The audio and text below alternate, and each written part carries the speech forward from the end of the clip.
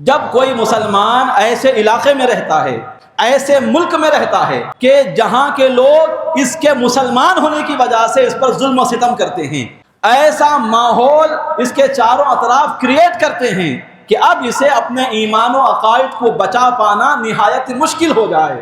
تو فقط اللہ کی رضا کی خاطر اپنے ایمان کی حفاظت کے لیے اپنا سب کچھ چھوڑ چھاڑ کر جو آدمی کسی ایسے علاقے کی طرف چلا جائے جہاں پر وہ اپنے ایمان کی عقیدوں کی حفاظت کر سکتا ہے، اپنے ایمان پر ثابت قدم رہنا اس کے لیے آسان ہو جائے، ایسا سفر کرنا ہجرت کہلاتا ہے، اور ایسا سفر کرنے والے کو مہاجر کہا جاتا ہے۔ شریعت میں ہجرت کی تعریف کیا؟ اپنے ایمان کی عقیدوں کی حفاظت کے لیے اپنے علاقے کو چھوڑ کر کسی دوسرے علاقے کی طرف منتقل ہو جانا۔ اب یہ سننے میں تو آسان لگ رہا ہے، لیکن سننے میں جتنا آسان ہے اس پر عمل کرنا اتنا ہی مشکل ہے، کیونکہ جو ہجرت کرتا ہے وہ اپنے وطن عزیز کو خیر آباد کہتا ہے،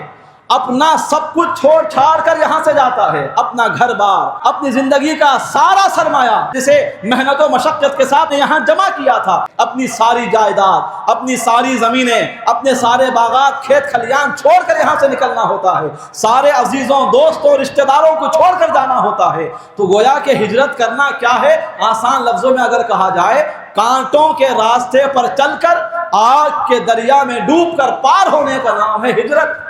یہ انتہائی مشکل کام ہے، اور ہجرت کرنے والوں کے حوالے سے اللہ نے قرآن کریم میں کیا فرمایا کہ وہ لوگ جنہوں نے اللہ کے راستے میں اپنا سب کچھ چھوڑ کر ہجرت کا راستہ اختیار کیا،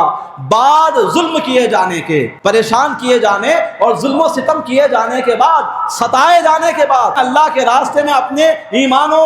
عقائد کی حفاظت کی خاطر سب کچھ چھوڑ چھاڑ کر جو نکل گئے، اللہ فرما رہا ہے لَنُبَوِّئَنَّهُمْ فِي الدُّنْيَا حَسَنًا، انہیں گھبرانے اور مایوس ہونے کی ضرورت نہیں ہے، ہم اس ہجرت کے بدلے انہیں دنیا میں انعام دیں گے کہ ہم انہیں دنیا میں ایک بہترین مقام میں ٹھہرائیں گے، بہترین ٹھکانہ انہیں رہنے کو دیں گے، اور وہ بہترین ٹھکانہ کیا ہے؟ مدینہ منورہ۔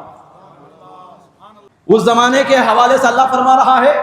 مسلمانوں کو ہجرت کی ترغیب دیتے ہوئے فرما رہا ہے کہ ہجرت کرنے کی بات آئے تو ہجرت کرو، ہجرت کرنے سے پیچھے نہ ہٹو، یہ نہ سوچو کہ ہمیں اپنا سب کچھ چھوڑ چھاڑ کر یہاں سے نکلنا پڑے گا، اپنے رشتہ داروں کو چھوڑ کر، اپنی زمین و جائیداد کو چھوڑ کر، اپنے مال و دولت کو چھوڑ کر ہمیں جانا پڑے گا، یہ مایوسی اپنے دل میں نہ پالو، اس لیے کہ اگر تم ہجرت کے ارادے سے یہاں سے نکلو گے تو ہم رہنے کے لیے تمہیں حضور کی صحبت عطا کریں گے،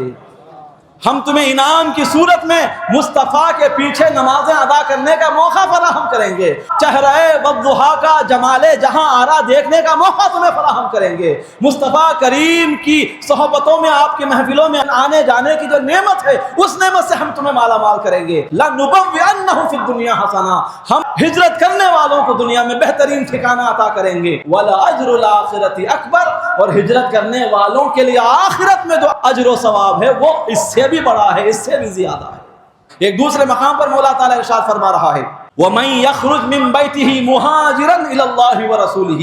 ثُمَّ يُدْرِكُهُ الْمَوْتُ فَقَدْ وَقَعَ أَجْرُهُ عَلَى اللَّهِ، جو اللہ کے راستے میں ہجرت کرتے ہوئے نکلے لیکن مقام تک پہنچنے سے پہلے راستے ہی میں اگر انتقال کر جائے تو وہ یہ نہ سوچے کہ وہ ہجرت کے ثواب سے محروم رہ گیا، نہیں، فقد وقع اجرہ علی اللہ، ہجرت کے ارادے سے گھر بار کو چھوڑ کر نکلنے والے راستے ہی میں اگر انتقال ہو جائیں پھر بھی انہیں پوری ہجرت کرنے کا ثواب دیا جائے گا، اور یہ ثواب دینا ہمارے ذمہ کرم پر ہے۔